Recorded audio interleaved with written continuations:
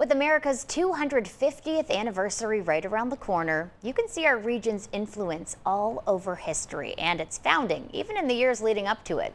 In the first installment of a two-part series, Fox 43's Alex Colley takes a look at one item that helped trigger our independence. Each day throughout South Central Pennsylvania, whether people know it or not, they pass by history.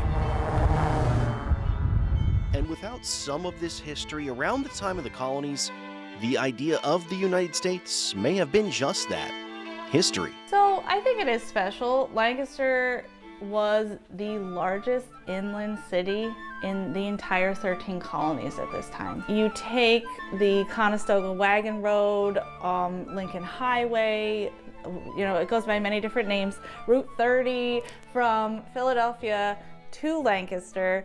And so Lancaster is this grouping of people that wanted to go west, not live in the ultimate wilderness out west near Fort Pitt. It's sort of the same things we use for tourist discussions today. We're easily connected to Philadelphia and New York and Baltimore. But yeah, it's the same time that the pretzels and the Amish were coming here. It's the same era, the same immigrants. The region was a melting pot from all over the globe. Well, you had a lot of German-speaking people, you had English, you also have the Huguenots and the Swiss. At the time of the American Revolution, there was also enslaved people of African descent living in Lancaster, and there is still an indigenous population of the Susquehanna and Conestoga. Hunting skills weren't just for sport, but could be the difference between whether or not a family or community had something to eat on a given day. German and English immigrants were modifying European hunting rifles to be more effective in the American wilderness. These German craftsmen are coming and they have all these skills with rifle making, and they're starting to make these long rifles, and they're starting to adapt them and change them and improve them to make them even better, higher accuracy, faster loading, not as clunky. So you needed accuracy, and one of the ways they did that was through the rifling.